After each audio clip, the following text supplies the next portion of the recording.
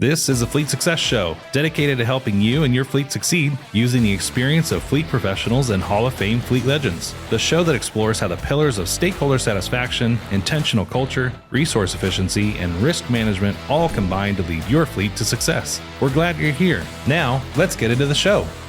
Hi, everyone, and welcome back to another episode of the Fleet Success Show. I am Marc Canton, the VP of Fleet Strategy here at RTA Fleet, and I am super excited today to have as our guest Nichole Osinski from BBM Government Fleet. How you doing, Nichole? I'm doing great. Thanks so much for having me on. Yeah, very excited to have you on. So, Nichole, let's kick it off right away. Tell the audience, who are you? What do you do? And why might I be interviewing you on the Fleet Success podcast? I am the executive editor of Government Fleet. So as the title suggests, editor, but so much more than that, covering the content within the public sector government fleet, of course, and sharing those stories. So that's really what my goal has been once I stepped into that role, is sharing the stories of the fleets, what the fleets have been doing, the struggles, challenges, and showcasing the leadership opportunities that have been happening, just some of the showcase things that have been going on as far as innovation and really overcoming those challenges that we've been seeing in the past and recently. I mean, really, nobody has it's basically your job to have your finger on the pulse of the fleet management industry, especially the government fleet. And is that fair to say? I would say so, yes. And I'm, as you know, and as the audience is very well aware of, there is always so much happening. And I talk a lot about change. As you probably, if you've read any of my blogs or talking to people, I feel like we talk a lot about change and challenges and just everything that's happening and how quickly it happens too, just because you can see something going on one day and then the next day it's something completely different. So yeah, so there's always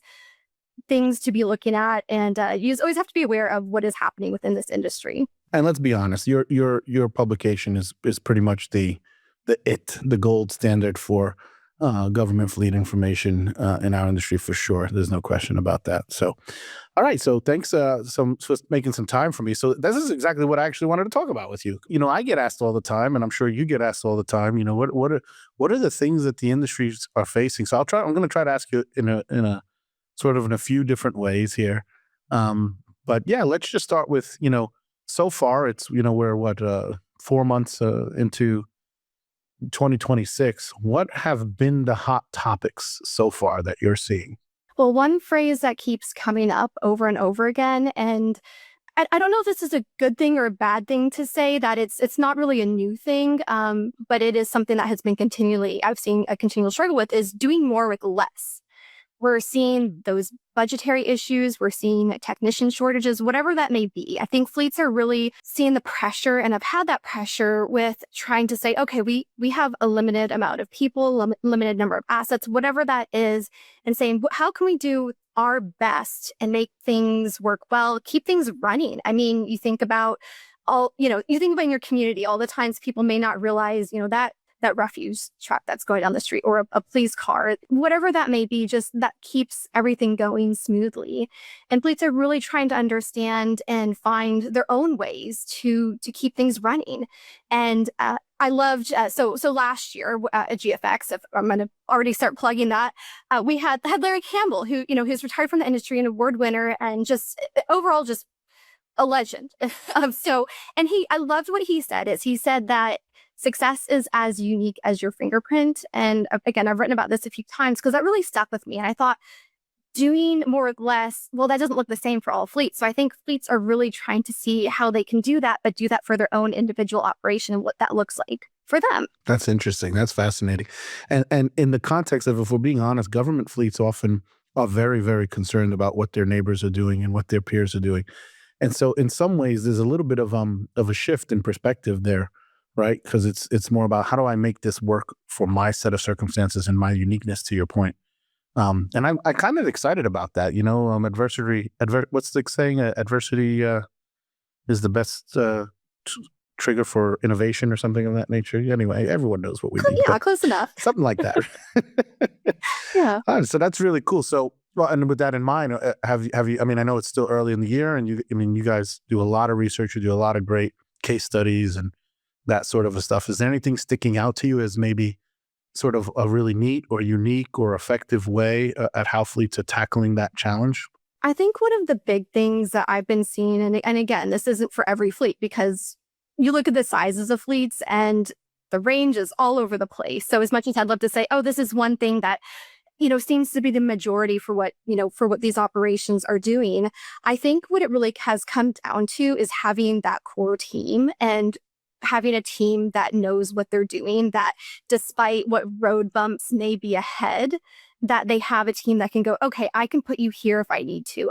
Talk about, for example, the technician shortage that so many people have talked about, and say, for some fleets, it's been just a real struggle trying to fill those. And that's just the reality of it. So I think the goal has been to, once you have those good people in, to keep them, find ways to get the training, to help them move up, to, again, just have that core family that's part of your operation. So that, again, when things do happen, because we know that they will happen, and unfortunately it's just the reality of the world, that you have those people who can support you, that can keep you going through there. And at the head of it, having a fleet leader who can oversee that and be a strong support during those times and say, I have a plan. I know, what our plan is. I can execute that. And I just need your support in doing that. It's interesting because that, like you said, it's not a new thing, but it's actually a theme for pretty much the entire existence of the industry, doing more with less. For being frank, our industry is generally speaking, very resource strapped. What are some other ways in which this, you mentioned the technician shortage, for example. What are some other ways we're seeing this manifest, this need to do more with less, and or this, challenge around resources that our folks are seeing? Sure. Well, I mean, another one, aging vehicles. We're seeing that as well, where whether it was part shortages or just the supply chain, whatever that, caused that, or just budgetary, saying that, we have old vehicles now that need to be replaced. What do we do at this point? As some fleet managers I've been talking to, they have vehicles there that are just sitting and they're using the parts for the other vehicles. So fleets are really having to be resourceful. It's not just going, okay, well, let's kind of wait and see how things go and kind of keep working with this. You're literally moving parts from one place to another. So I think it's a sense of doing as much as you can with whatever you can, saying, what about this, small part that you, maybe a couple of years ago, you may have thought, no, we don't need that. But now it's taking everything, going, how can we use this? If this vehicle breaks down over here, do we have a part that we're just waiting for, or that we already have that can be utilized over in this area? So I think you're having to take a look at everything within your operation now as a bigger picture and say, what do we have? What can we do with it? If something goes wrong, what's going to replace that? Do we have something that can replace that?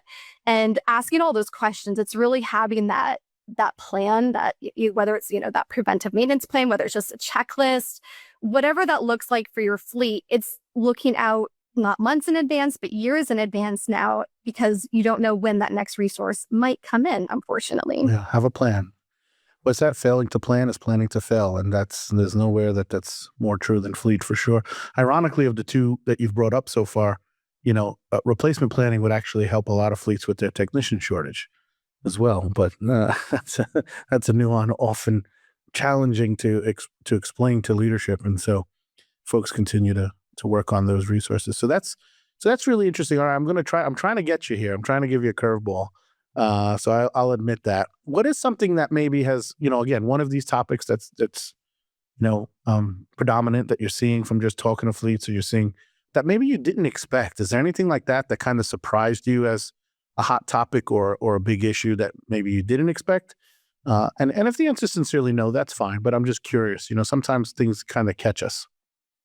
Sure. I mean, I will say, as somebody who I feel like is very much a newcomer in this industry, when I came in a couple of years ago, I was talking to people who had 20, 30 years plus experience. And so, hearing from them and going, feel like they've seen everything, I kind of, everything's been very new to me in that sense. So when I first came in, was going, oh, well, this is new. I didn't hear about this, all these sort of things. But a few things that I think came up that weren't as talked about, I feel. One was just admin. Just when you have those higher levels of approval, when you have changes at administration, political offices, I think, at least for myself, you kind of think, oh, the fleet felt very much a separate entity. And I forgot, didn't forget, but you have to remember it's so tightly connected to everything else that is happening within that government system. So you have somebody who changes office, you have new policies, and everything trickles down going, we're, again, with the fleet going, well, we're trying to do the best that we can. And here's a fleet manager who has years of experience and goes, well, I've made this plan. I have everything in place if something goes wrong. And then somebody comes in and goes, well, I don't know if that's the best idea. I want to do this now, and kind of derails that. And I've been talking to more people about that and going, how do you not only deal with that, but how do you, how do you have those right conversations with those people who may not completely understand fleet, who have their, they're up here and they're not over here in fleet, and they have a goal and you have a goal, and how do you work to make that happen, and how do you have that communication? I think it's a big communication thing, as well as all the different aspects that it involves through the administrative chain going up there. And so that's one thing that I wish I could say that, yes, I've heard, like you were saying, the answer, the solution to making that work. And I've talked to several fleets, and I don't think there is one yet specifically, because it still seems like a lot of a disconnect, unfortunately, with the people who are in those offices or in those roles really understanding fleet. And and that's one thing that has been more of my goal, is I would love for people who are connected to fleet through the government but aren't directly communicating, and to have just a better understanding of what fleets do, what their needs are, and that sort of thing. So that's just one area. Another one that is, again, it's very, for people who've been in the fleet, you say, well, yeah, I've seen this happening, but it's just filling in those fleet leadership roles. So new fleet managers. That was one thing for me when, again, starting out, and I met so many great people, and then several of them retired, and I went, oh my goodness, this is crazy. You're supposed to stay in fleet forever. I'm supposed to get advice from you. Yeah. And you think, okay, well, you can't leave, but also talking to them and going, thinking of me, who likes to, want to, write articles and do videos and all that kind of stuff, but thinking about a whole operation who's going to be looking for a new leader and finding that right person, just that succession planning. So that's been another thing that, again, wouldn't say it's something that really took me by surprise, but it's one of those realities where you go, when it does happen and you've, known somebody who's just such a mover and a shaker in the fleet industry, and then, it's time for them to retire or move on, and you go, wow, I can't believe you're ever going to leave. I thought you were going to stay in that position forever, and it's time for somebody new to come in. But just, how you make that transition. And again, I think that's one of those areas where a lot of fleets have really succeeded, which is great. I like that. That is a good area to know that it's okay. There's a little bit more cushion, it feels like, if you have a plan again. But those are two more areas. Again, I don't think they're too crazy or too out of this world, but two things that kind of stuck out to me as far as from my view of the world. Because no one goes to school for fleet management, chances are you were never formally trained on how to successfully lead a fleet. That's where the Fleet Success Playbook comes in. The Fleet Success Playbook is your guide to building a safe, reliable, and efficient fleet that provides exceptional service. Learn all about the 4 pillars of fleet success: stakeholder satisfaction, intentional culture, resource efficiency, and risk management. Get nearly 100 years of combined advice on common challenges, practical solutions, actionable tips, and real examples from fleet industry experts who have been there and done that. Visit www.fleetsuccessplaybook.com to request your free copy today. Well, I think it's a great point. Everyone talks about the technician shortage, and that's certainly legitimate. But Paul Laurie and Steve Saltzgiver call it the perfect storm, right? Where you had these folks who were in the industry for years and years and years, and all this knowledge and institutional knowledge, and then you have this mass exodus of baby boomers from the workforce, and it's like, where are we going to replace all that knowledge or quickly or adequately, right? I mean, everyone's replaceable in some sense of the word, but you feel that impact, and it's very real. And I find that organizations are really having to step up their game in terms of documentation and especially around policies and procedures to make that work. And those who were caught off guard, it's amazing how many people I know who retired and were brought back and begged, please come out of retirement, at least part-time, for a period of time, just to help folks kind of get through that transition. So certainly that would be a key takeaway for any folks who are listening today is, man, you got to have that succession plan in place, because people move. And then to your point, one of the things that's kind of fascinating me right now is,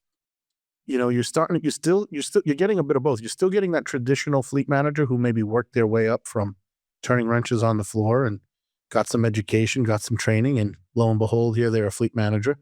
But you also have a lot more fleet managers and fleet professionals who have come in from adjacent industries and didn't necessarily work their way up in fleet, but have these other skills that are applicable, and therefore have these other perspectives. So that's really, creating quite a bit of a shift, I think, in sort of what's prioritized and also what skills are emphasized. Because in the end, you need a leader, you need certain skills out of your leader, certainly telling your story with that as one of them. And as they build those teams, they need complementary skills. And so it's not all about technical and, knowing how to tell if a brake pad needs to be replaced or something silly like that. So I'm just curious, are you seeing something similar in talking to people? Are you talking to more fleet leaders who maybe didn't come from fleet? And if so, how do you think that's impacting the industry or the fleets out there? Yeah, I would say it's a mix. So it feels almost like it's a 50-50 either way. Either it's you grew up in that industry almost. I mean, so many people who I've talked to who said, my dad started out as, a technician or, I feel like back in the day, mechanic. And, I went down that path. A lot of people went into the military where, they were working on the vehicles, whatever it may be.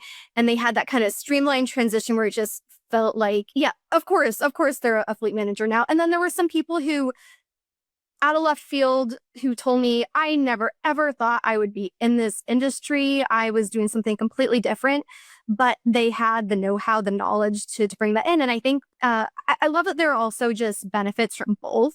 You get two different sides who can say, well, I have this experience in this area and I can bring it to fleet. So I think it really does allow for a lot of creativity as far as problem solving within the industry. So yeah, it is a mix. And I like seeing that. That was one thing I will say that did surprise me, is talking to the amount of people who said, yeah, that's if this wasn't where I planned to be. I was in a completely different industry, whatever that was.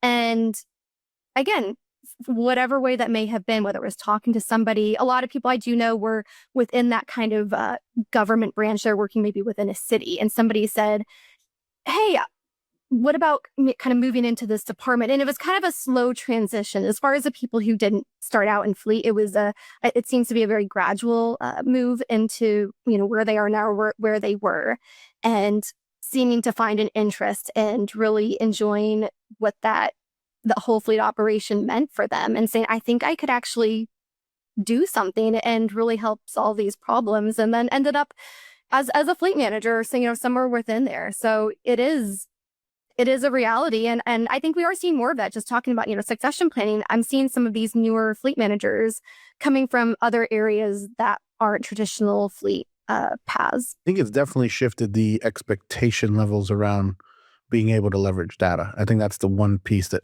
kind of jumps way out as far as some changes that we've seen. But yeah, to your point, a lot of us will just say we fell into fleet. I don't know very many fleet managers who, there are some, but there are very few who woke up one day and went, Mommy, Daddy, when I grow up, I want to be a fleet manager. That's usually not the common path. So with that in mind, I want to kind of go back all the way to the beginning, and I want to talk about you. Tell us about you. How did you get here, right? So obviously, you come from a background working in journalism and media, and yet here you are. You're doing that in the fleet world now. Tell us a little bit about you and kind of how you landed as part of our industry here. Yeah, absolutely. So again, I would be more of the non-traditional group of people who did not start out in fleet. My dad was actually a mechanic, so I do have that background of, holding the flashlight while, he was, half in a car engine and going, bring me this, bring me that, and just not knowing what was going on. Definitely not appreciating it as much as I should have. But, thankfully now, I have a very good understanding of car mechanics, which is good. But never thinking at the age of 12 I'd be talking to professionals in this kind of industry. But it is kind of cool how it's in a sense come full circle for that. But did start out in journalism. I was kind of all over the place as far as what I wanted to do. And I think a lot of journalists do start out, you kind of have this craving for wanderlust. So I went into magazines, I traveled abroad, worked in Thailand for a while, came back, moved around the country, that sort of thing. I was working in a magazine, more along the line of boats before this. So different kind of fleet. And, and then when I got the opportunity here at Government Fleet, it seemed just like a natural step to take. And so just, with a little bit of a knowledge, and, that was one thing I did remember talking, during the process of being like, am I a good fit for this? And going, well, I have the journalism experience. I know how to talk to people. I know, to tell the stories. And I think that was my biggest thing. And into stepping in this role is going, can I tell the stories of these people? Can I share those challenges of, what's going on in the industry? Can I relay that? Can I also share how people are coming up with solutions to those problems? And it felt very much like a yes. And so yes, that's how I've ended up here. And again, I feel like I tell this to people all the time. I'm constantly learning. Every time I go to GFX, I learn something. So as much as people go there for the sessions, I'm sitting in there. When I've gone to RTA Connect, I'm learning something. So it's been a growing process for me as well. And I love being able to share that, whether it's through video, through something like this, through articles, whatever it is, and essentially sharing what the world of fleet through my eyes as well, because I'm hoping that also gives a unique perspective as somebody kind of, looking out or looking in from the outside and saying, here's what I see, but also be able to tell those stories, because at the end of the day, it's the people who I'm talking to who are the experts. I can't ever compete with 30 years plus of experience and just, everything they've gone through, the challenges, and just being able to live through those things and say, yeah, looking back, here's what I've learned. And that's what I love doing. I mean, I think that's probably one of my favorite things when I get to talk to people is, looking back on your experience, what are some of the things you would have done differently? What are some of the things that you think you did right?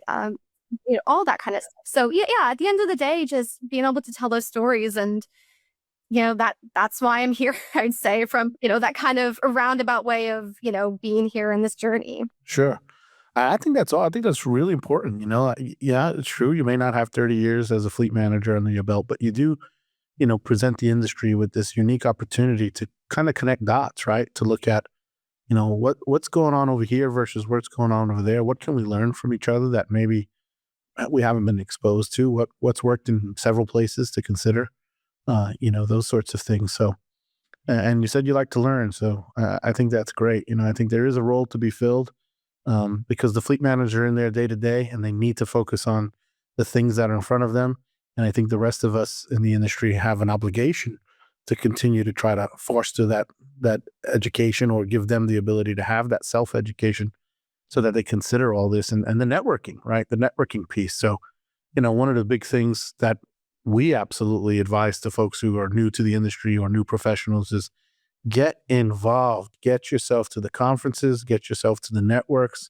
And you guys really put on several of the industry premier, meaning BBM does, industry premier conferences. And certainly in your area, the Government Fleet Expo is on everybody's circuit, or everybody's what's the calendar, so to speak, right? So, and we have one of those coming up here, right? So that's actually, I did not plan that segue, folks, but that's how good we're doing today. Well done. But seriously, I think that going to these conferences is key, so that you can share ideas and you can keep learning. And you got one coming. You have the Government Fleet Expo. So let's start there. First off, what are the dates and where are you this year? Okay, so we are making our way back to California. So for anybody who didn't know, we're going to be back in Long Beach, California at the Long Beach Convention Center. So very excited for that.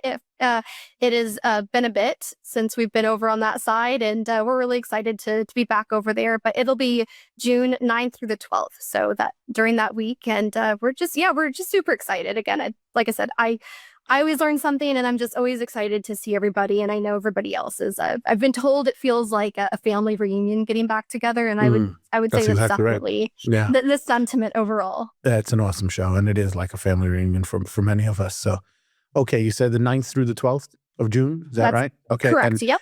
For those who've never been to that facility, that's an awesome place to have a conference in Long Beach there. And I don't want to jinx it. I'm knocking on wood.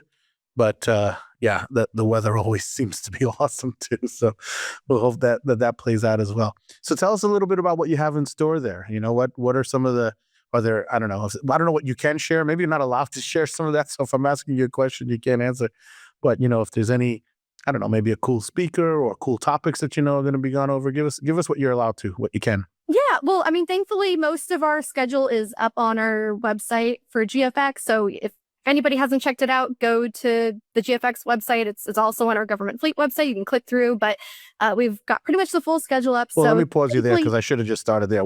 Give everyone the exact URL if you don't mind. Yeah, so if you go to government-fleet.com, you can find everything that you need there. So great. All right. They can see the schedule. I've done it. You can see the schedule. You can see all kinds of stuff. So, all right. Well, so talk to me. Anything cool? What would you call out? What would you highlight about the conference this year? It's always a great conference, but. Yeah. So, I mean, if like we talked about the networking, I think that's one of the huge things is just, again, getting everybody together in one place. I mean, it's when you're this spread out, having one location to just kind of sit down and talk about the sessions you just come out of, whatever that may be, and catch up, I think is one of the biggest things. We have plenty of time, between sessions to do that, to discuss. One of my favorite things that we do every year is the roundtable discussions where we pick topics from the industry. So whether that's electrification, whether it's aging vehicles, whether it's emergency management, whatever that may be. So we haven't released the topics yet. Those will be a surprise. So when people come in, you'll get to see. But I do love that. That's one of the nice. See, I knew there was something you weren't allowed to tell us yet. So there you go. The tabletop. I'm still writing out the cue cards at home. So we'll get there. So no pressure. I promise I have all the topics picked out. But yeah, so I think that's one of my favorite things is just getting to hear from the fleets themselves in one setting. So, how's one fleet dealing with one issue? How's one fleet dealing with another? And getting to collaborate and communicate and then come up with essentially a solution within, a time frame. So I like to think of that as a summarized version of GFX where you have all these different things going on and then you get to talk about it and talk about it with the speakers and then hopefully leave with multiple solutions.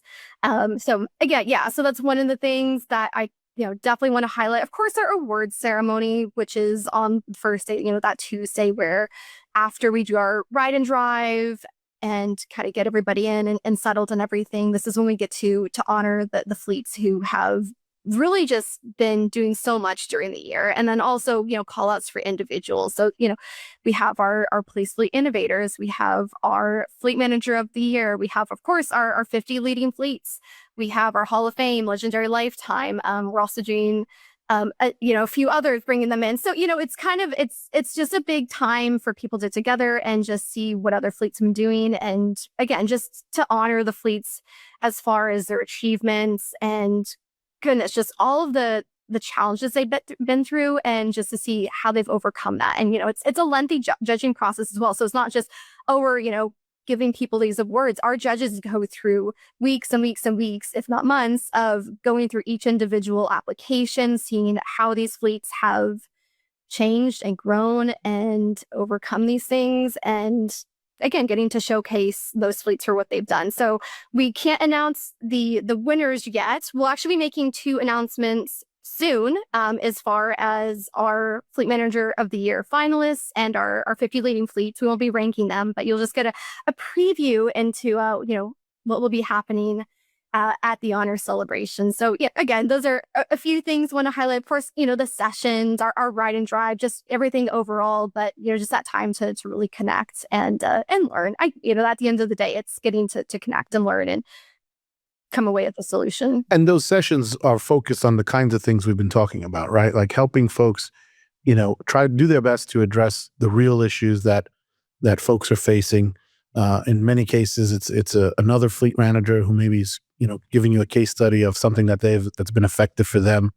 You mentioned the round tables where folks can discuss issues that are facing a lot of different fleets. So there's really a lot to learn. Those education sessions for me are the key. That's what I encourage folks to go do. Of course, with the networking, like you said. So that's really neat. So do me a favor, give that URL again if you don't mind, and I'm gonna. This is my cue to our editors over here. Make sure you pop something on screen here when we get this out? For the people who want to go directly to our Government Fleet Expo site, that'll be governmentfleetexpo.com. Okay, awesome. So if you and if you haven't registered yet, register right away. I'm gonna get, these are from my experience, and you can correct me, okay, Nichole? Book your hotel, man. This is again, this is usually one of the biggest, certainly one of the bigger, events in our industry. If I'm being honest, if you're in government fleet, you absolutely should be there. And my experience is sometimes the hotels can sell out pretty quick. So you want to go out there and book that quick. Don't worry, you can always get something. But if you want that good one that's like really close to the company, you got to book that early. So I mean, some people like to get their steps in. So, yeah, that's true. If Fair enough. if you're one of those people, tracking your steps, book the farthest hotel you can, and Right. save the close hotels for the rest of us. Well, everyone on our audience has seen my full appearance, and they know I have no desire to get those steps in. So, no, I'm only kidding. Oh man. So, all right, Nichole, what haven't I asked you? What are some things? Is there anything that maybe you wanted to address, or you want to talk a little bit more about that I haven't asked you about? Sure. I mean, we'll start with GFX again because, why not, where we're talking about it. Again, with the sessions, and what I think is really important is my goal has been to really get some of the leaders in as far as bringing that advice there. So getting a wide range of fleets. So just a different experience, again, those different experiences, the different challenges that come through. So I am really excited for that as far as bringing that community together and saying, here's how one fleet on one side of the country is doing things. Here's how a fleet on the other side of the country is doing things. We're dealing with different things. We're also trying to keep that as broad as we can, everything from emergency management to what we were talking about before, succession planning. So trying to make sure that we pack as much as we can in there with as many different fleet leaders to bring as much insight as we can. And, another thing with that too is just our leading fleets panel that we're doing this. This is the second time we're doing this. Last year was the first time that we brought it in, and we're talking to a lot of people, and wanted to say, hey, I use my leading fleets application not only as just, a way to get recognized, but as a gauge for our own operations and to see how we're doing. And, and letting the judges talk to them and say, well, hey, I saw you do this. Because again, all the judges are former winners. So they've been through the process. They've obviously worked hard to get their fleet to where it is today, and to just provide that insight for other fleets who are trying to move forward, to get past those challenges and help their fleet succeed. And, and again, we could also lead this into another thing that I think is just overall important. Is just having that gauge for fleets. So whether it is a leading fleets application, whatever that is, but just having those goals and those mile markers to see where you've been and where you want to be. And I like the idea of having something that's, a year timer, essentially, just to say, okay, give us a year. Because I know we talked about, and I said this myself, planning not only months, but years in advance. But sometimes you do have to just set a year, year, what can we do within a year? What feels achievable and not overwhelming? Because I know that with everything that's going on, it can feel super overwhelming. It can feel like there are so many different things happening, whether it's, political changes, administrative changes, whether it's just saying we don't have a vehicle that's running anymore, and we don't have the budget, we don't have the technicians, whatever that is, that can feel like a lot. And I know that fleets are all dealing with many different things, some of them multiple things at the same time. So just having that goal to kind of help you go, okay, what can we do? What's reasonable? What is realistic within the year that we can help move everything forward and just show that, yes, we have made those changes and improvements. Sure. Yeah, you make a good point. The reason to apply is not to win in this case. I think that going through those steps of the application process really does serve as a great barometer for yourself, help you identify areas you need to improve, maybe what you're doing well and you need to emphasize further. I think that's a really great thought. That's something we talk a lot about here. And we do absolutely encourage our folks to apply for everything that's out there. Worst case scenario is you don't get placed, but you get the feedback, and so you learn from that. So it's super, super, super valuable. For anyone watching or listening who is an RTA customer, contact your CSM, your customer success manager, or your fleet success manager, and we'll actually help you. We'll give you advice, guidance. We'll actually do that. And also, we have a dashboard, 100 Best Fleets dashboard. Frankly, to be transparent, it was it was written with the NAFA application in mind, but we've done some work to it, and the KPIs are the KPIs. And so it's a really good barometer for applying for 50 best fleets as well with government fleets. So go take a look at that if you're watching or listening. Could be helpful too for you. But regardless, whether you're an RTA customer or a customer for any other software out there, I highly encourage you, apply. It's a great program. They do a wonderful job, both with the ceremony, and you do have means of getting feedback on your application, which is the super important. So I really think it's key. It's a great way to make sure you're improving. So great point there, Nichole. All right. With that, I think we're going to call it a show. It's been a pleasure talking with you. I hope I can have you on again soon. Maybe next year, or a recap, or some other hot topic that you want to talk about. Just let me know. And with that, I'm going to say thanks, everyone. Thank you so much for your time, Nichole. And thanks, everyone, for watching and listening. Have a great one. We hope you enjoyed the show. If you'd like to help support the podcast, please share it with others. Post about it on LinkedIn or leave a review. Want to learn more about our fleet management software, Fleet 360? Check us out at rtafleet.com. If you want to learn more about having your fleet evaluated by our consulting team, go to fleetconsulting.com.